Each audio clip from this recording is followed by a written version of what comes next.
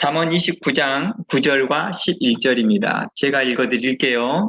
지혜로운 자와 미련한 자가 다투면 지혜로운 자가 노하든지 웃든지 그 다툼은 그침이 없느니라. 어리석은 자는 자기의 노를 다 드러내어도 지혜로운 자는 그것을 억제하느니라. 아멘. 오늘 잠언 나눔에서는 다툼에서 지혜로운 자의 태도와 또 어리석은 자의 태도에 대해서 나누려고 하는데요. 오늘 초점은 지혜로운 자의 초점이 더 있겠습니다.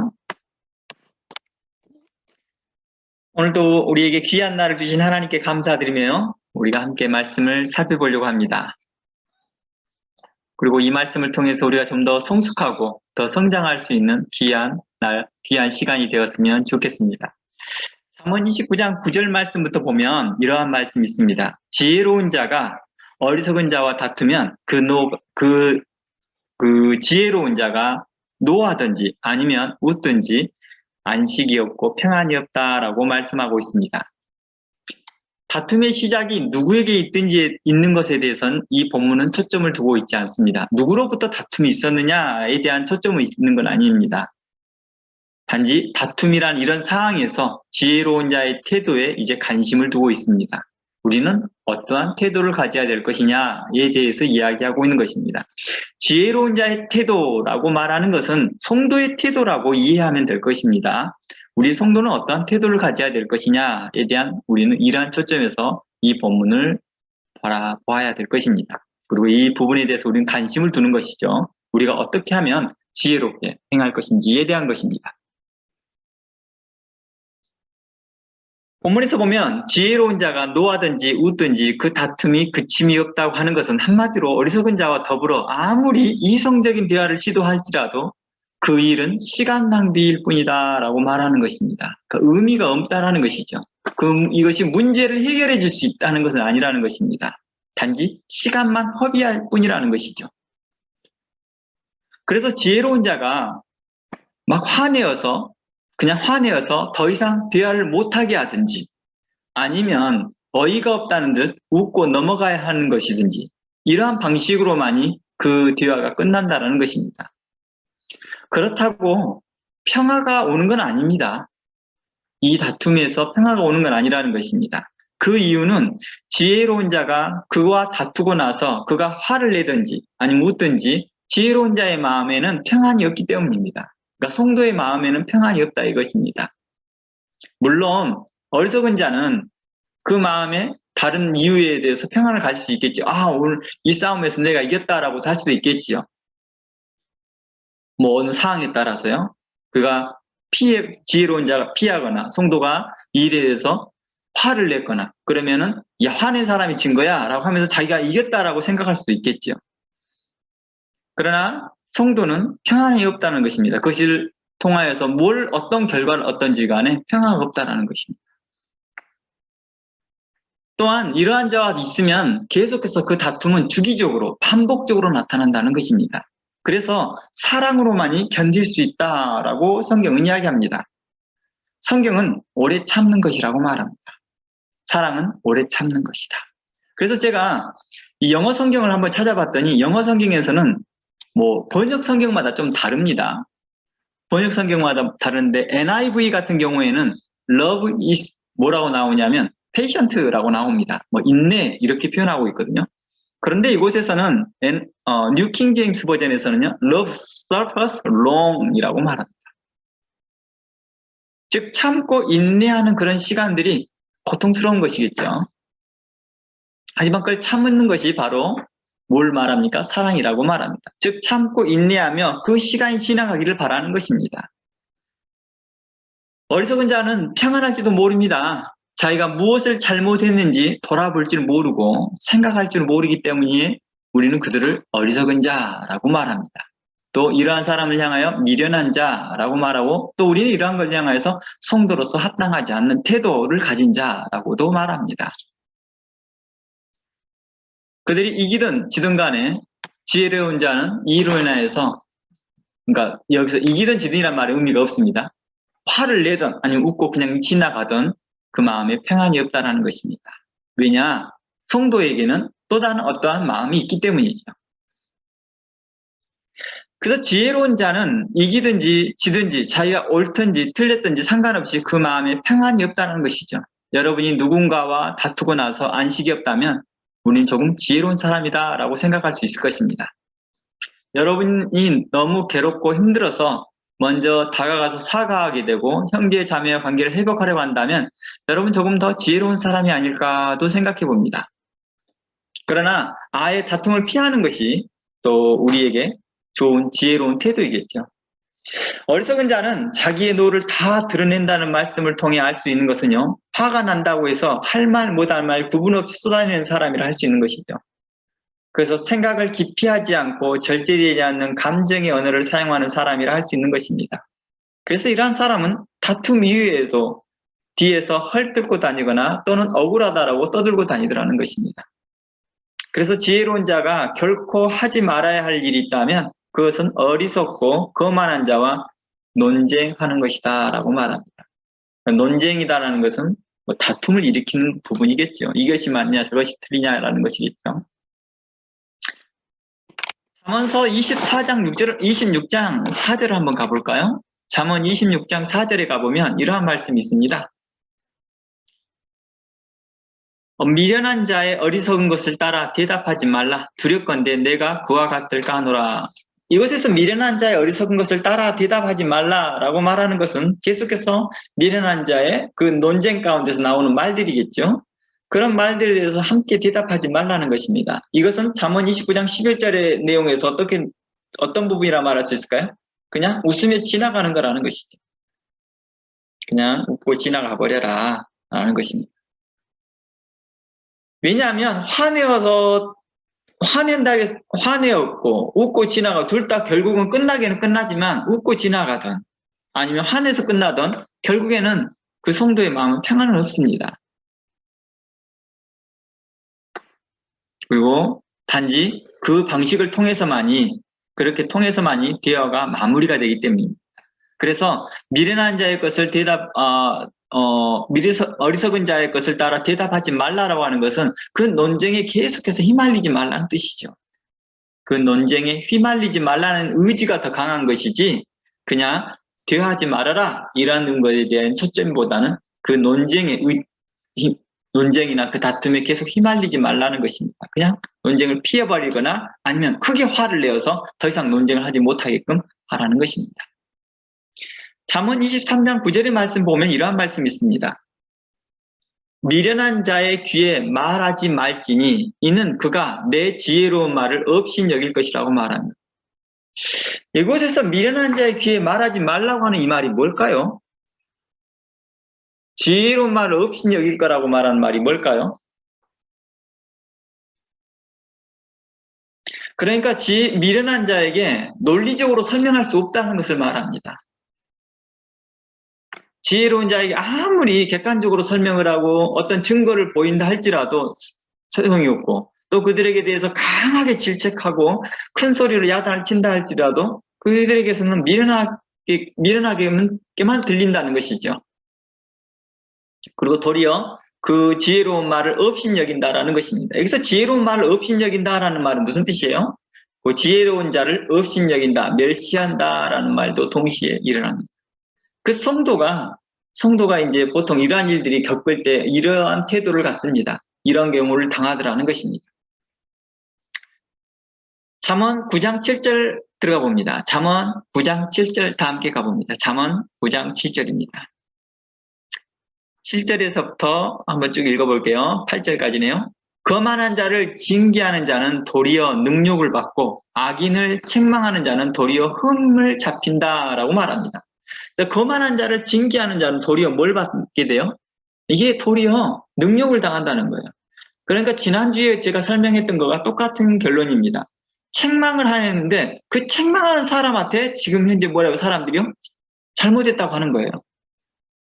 그 사람의 책망하는 사람의 그 태도와 그 사람의 그 말하는 방식에 대해서 지적질하고 본론의 본질에 대한 문제에 대해서는 자기네들이 회피해 나간다는 것입니다. 그래서 악인을 책망하는 자는 도리어 흠을 잡히게 된다는 거. 어떤 흠을 잡혀요? 이제 우리가 사람으로서 이게 책망하는 일들에 대해서 도리어 너는 잘하냐? 너는 완벽하냐? 이러한 의미로부터 시작해서 다양한 의도에서 이제 흠이 잡히게 되는 거죠. 그러니까 아예 하지를 말아라. 라는 것이죠. 거만한 자를 책망하지 말라. 그가 너를 미워할까 두려우니라. 지혜 있는 자를 책망하라. 그가 너를 사랑할 것이다. 라고 말합니다. 그러니까 우리가 책망을 듣고 난 다음에 우리 안에 두 가지 마음이 드는 것이죠. 한 사람은 어떠한 사람에게는 존경의 마음과 사랑의 마음을 갖는가 하면 어떠한 사람은 거기에 대해서 원망함과 어떤 마음을 가져요? 온함을 갖는다는 것이죠. 안각품을 갖는가? 안각품이 있는 것이죠. 그 안에. 너도 언제 당해봐라 라는 의미를 갖게 되더라는 것이죠. 우리가 종종 교회 안에서 이 분쟁이 일어나거나 할 때도 자주 이런 일들이 나타나는 걸 볼 수 있습니다. 안각품을 갖고 있는 것이죠.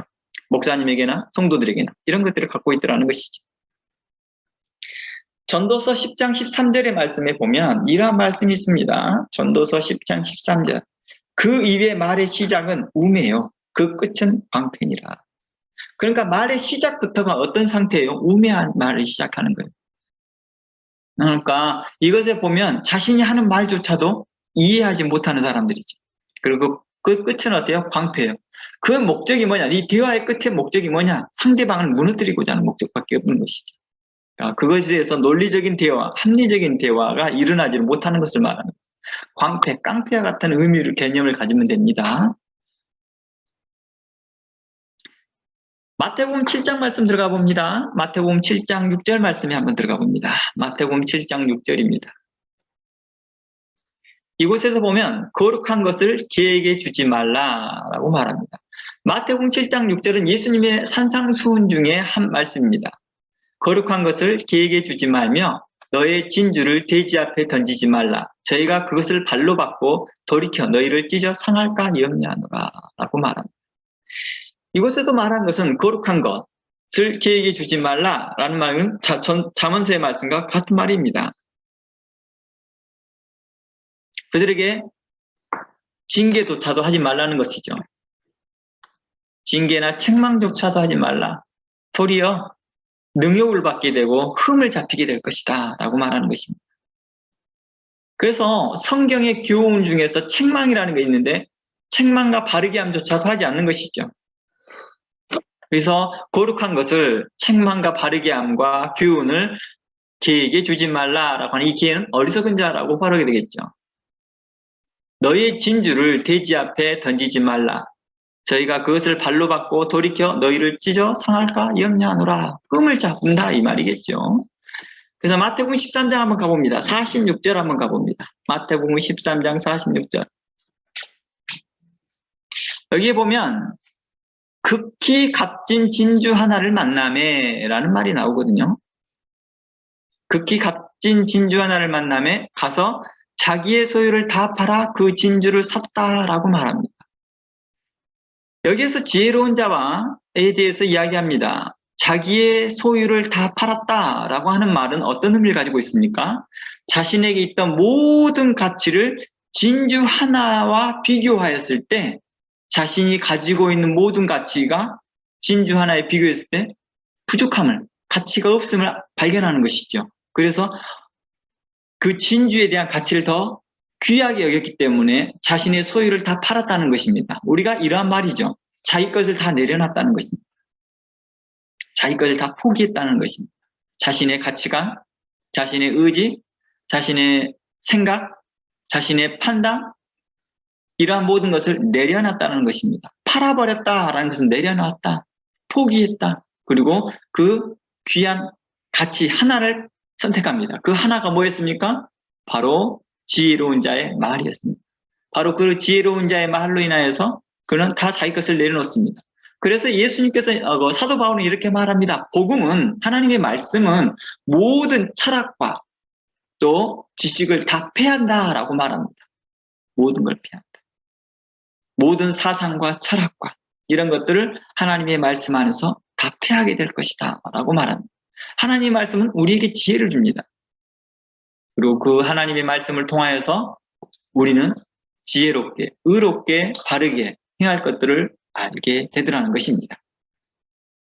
그래서 성경은 이렇게 말합니다. 그 하나님의 말씀을 증거하는 자들을 향하여서 너희는 순종하고 복종하라 라고 하였던 것입니다. 잠언 2장 1절 들어가 봅니다. 잠언 2장 1절입니다. 1절에서 9절, 10절까지인데요. 우리 함께 살펴봅니다. 잠언 2장 1절에서 10절입니다.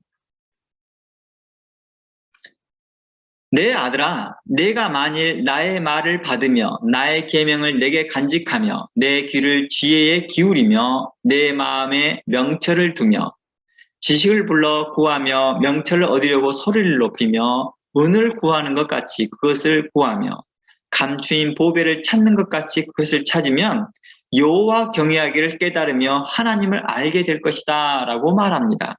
이곳에서 보면 이제 아들아, 이것은 성도들에게 말하는 것이겠죠. 그러면서 모든 성도들에게 말합니다.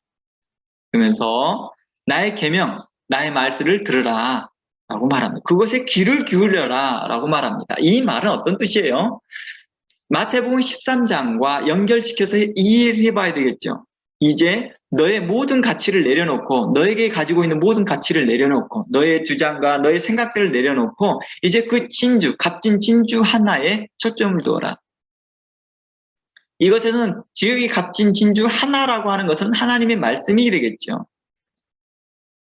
그것에 집중하라. 그러면 이제 그 지혜를 더하게 될 것이다 라는 것입니다.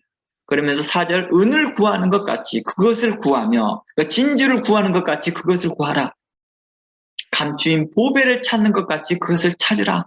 그렇게 되면 최종적으로 뭘 얻게 되느냐? 모든 성도들은 하나님을 경외하고 싶어 하거든요. 의롭게 진실되게 경외하고 싶거든요. 그런데 그 방법을 모르는 거예요. 그런데 그 방법을 알게 될 거라는 것입니다. 깨닫게 될 거라는 것입니다. 하나님을 알게 될 거라는 것입니다.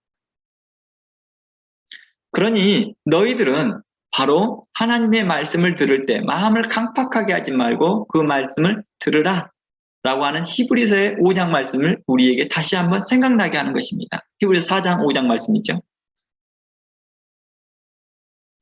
그러면 이렇게 말합니다. 7절 6절 말씀. 대저 여호와는 지혜를 주시며 지식과 명철을 그 입에서 내신다라고 말합니다.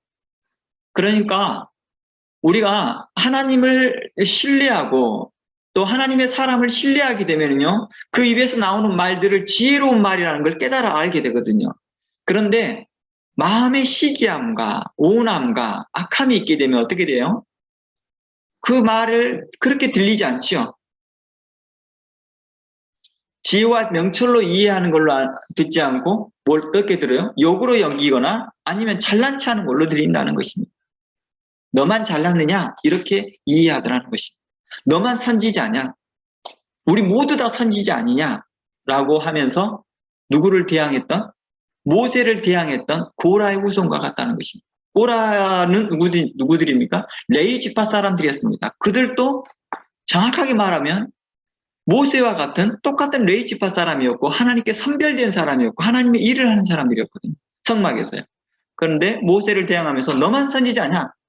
우리 모두가 선지자 아니냐 하면서 성경을 인용했지만 그들은 모세에 대해서 어떤 마음이었습니까? 불편한 마음을 가지고 있는 상태에서 그렇게 대화를 했기에 하나님께서는 누구를 책망하십니까?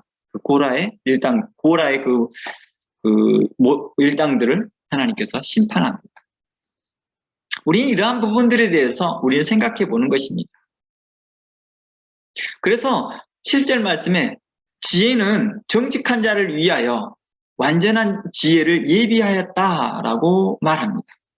하나님께서는 정직한 자를 위하여 완전한 지혜를 예비하였다라는 것은 바로 그 마음에 착함을 가지고 있는 사람입니다. 그래서 하나님 말씀을 들을 때 우리는 어떻게 들어야 된다고 말합니까? 착한 마음으로 라고 우리는 자주 강조되었던 것이죠. 그리고 행실이 온전한 자에게 방패가 된다. 행실이 온전한 자라는 것은 어떤 뜻입니까? 바로 겸손한 자들을 말합니다. 하나님 말씀을 겸손히 듣는 자들에게 대하여서 그는 하나님께서는 방패가 될 것이다. 8절 대저 그는 공평의 길을 보호하시며 성도의 길을 보존하려 하신다. 그런즉 9절 내가 공의와 공평과 정직 곧 모든 선한 길을 깨달을 것이라. 곧 지혜가 내 마음에 들어가며 지식이 내 영혼에 즐겁게 될 것이다 라고 말합니다. 그러니까 하나님의 말씀이 우리 안에 즐거움이 되는 자. 그러니까 설교를 듣는 시간이 내게 즐거움이 되어지고 성경 공부하는 시간이 내게 즐거움이 되어지고 내게 기쁨이 되어진다는 그 자체가 곧 뭘 의미합니까? 바로 이것이 곧 하나님을 경외하고 있다라는 것이고 그것이 곧 내 마음에 들어와 흡족하게 하고 있다는 것입니다. 이것이 곧 내게 성령이 충만케 되어지고 있고 성령이 감동케 하심을 이야기하고 있다는 것입니다. 그래서 성경을 보면 예수님께서 말씀을 증거하고 있고 또 그 말씀을 대해서 말하고 있는데 한편에서는 은혜를 받고 한편에서는 어떻게 해요? 예수님을 죽이려고 하는 자들 있잖아요. 바리새인들과 서기관들도 그렇고 백성들도 유대 백성들도 그러잖아요. 어떤 특정한 사항이 딱 오게 되면 막 사람들은 어떤 두 부류로 딱 나눠집니다. 어떤 사람들은 은혜를 받습니다. 어떤 사람들은 예수님을 죽이려고 합니다. 그래서 돌을 들어 예수님을 던지기도 하고 또 어떠한 사람들은 바리새인들은 그때로부터 예수님을 죽이기로 작정하였다라고도 말합니다. 이처럼 그 마음에 들어가서 그 마음을 즐겁게 하였다, 그 영혼을 즐겁게 하였다라는 것은 바로 성령이 충만함을 이야기하는 것입니다. 그러니까 우리가 하나님의 말씀에 함께하고 모이기를 패하지 아니하고 모임에 함께 즐거워하며 참여하는 것은 바로 내가 성령의 인도함을 받는다는 또한 증거이기도 합니다. 그러니까 하나님의 말씀이 내게 귀에 거슬리지 아니하고 내 마음에 기쁨이 되어지는 것은 참 은혜라는 것이죠. 참 희한한 게 많이 경험해 본 게 믿지 않는 자들, 그러니까 신앙을 포기한 사람들의 사례를 들어보면 희한하더라는 거예요. 말씀을 듣는 그 주일날에 우연치 않게 주일날 데려갔습니다. 내가 마음 잡고 교회를 가야지 하고 주일날 딱 데려갔어요. 그런데 마침 그날의 설교가 그 마음을 불편하게 해버립니다. 그러니까 안 와요. 다른 성도들은 전혀 불편하지 않은데 그 새로운 사람에게 불편한 거죠. 왜 그럴까요? 마침이 아니죠. 바로 하나님의 말씀이 항상 그렇더라는 것입니다. 하나님의 말씀. 그래서 우리 마음에 기쁨이 되어질 수 있는 것, 바로 하나님의 말씀을 신뢰하는 것입니다. 그래서 예수님께서 이런 말을 해요. 예수님께서 야, 서기관과 바리새인뿐만 아니라 유대 백성들에게 이제 안 들으려고 하는 백성들에게 이렇게 말합니다. 야, 내 말을 안 들으려면 내 말로 인하여서 안 들어도 괜찮다. 나 때문에 안 들어도 괜찮다. 그러나 하나님의 말씀을 들어라. 이렇게 말합니다. 성령께서 너희들에게 감동 주시고 말씀하신 것을 들어라. 이렇게 말씀합니다. 왜냐하면 이 증거하는 자에 대한 신뢰감이 떨어져 있는 상태에서 그들에게 도저히 안 들어가니까 예수님께서 그렇게 말씀하신 거죠. 아니, 너희들이 나를 나사렛 출신이라고 하니까 또 나에 대해서 좋지 않는 소문 때문에 너희들이 안 들으려고 하니까 그러지 말고 성령이 하시는 말씀, 하나님 말씀을 들으라 라고 그들에 대하여서 이야기합니다. 그러니까 예수님께서 그들에 대해서 얼마나 인내하셨는지를 말씀해 주시고 있는 것입니다. 다시 오늘 초점 들어가 봅니다. 잠언 29장 9절에서 지혜로운 자와 미련한 자가 다투게 되면 물론 이런 다툼이 없으면 좋겠죠. 우리가 이런 거 있잖아요. 교통사고가 없으면 좋겠죠. 가해자냐 피해자를 떠나서 교통사고가 없으면 좋겠죠. 교통사고가 없으면 좋죠. 저도 이번에 교통사고 났을 때 저는 피해자이지만 그런 일이 없었으면 좋잖아요. 그걸 가지고 누가 가해자냐 누가 피해자냐 이렇게 따질 필요가 없는 것이죠. 지금 현재 그런 상황이 안 일어나기를 하는 게 좋은 거죠. 그러나 만약에 일어난다 하면, 이 다툼의 상황이 일어난다 하면 지혜로운 자가 이제 뭐 하든지 크게 노하든지 아니면 그냥 웃고 지나가든지 그 다툼은 그침이 없다는 것입니다. 왜냐? 바로 이런 어리석은 자와 함께 있는 그런 환경에서는 끊임없이 이런 상황이 일어날 수 있다는 것입니다. 그래서 우리에게 말을 합니다. 사랑하라. 끝까지 인내하라. 그래서 love suffers long. 오랫동안 그 인내하는 것입니다. 그 고통을 참는 것입니다. 하나님께서는 우리에게 이러한 것들에 대해서 다양한 방식으로 우리는 참게 하였던 거겠죠. 그래서 여기에서 인내할 수 있도록 성령께서는 우리에게 말씀하여 주시고 위로하여 주시고 격려해 주시더라는 것입니다. 그래서 시험이 들지 아니하고 성도로서 모두 다 승리하며 하나님의 사람으로서 자라나기를 주의 이름으로 축원합니다. 다 함께 기도합니다.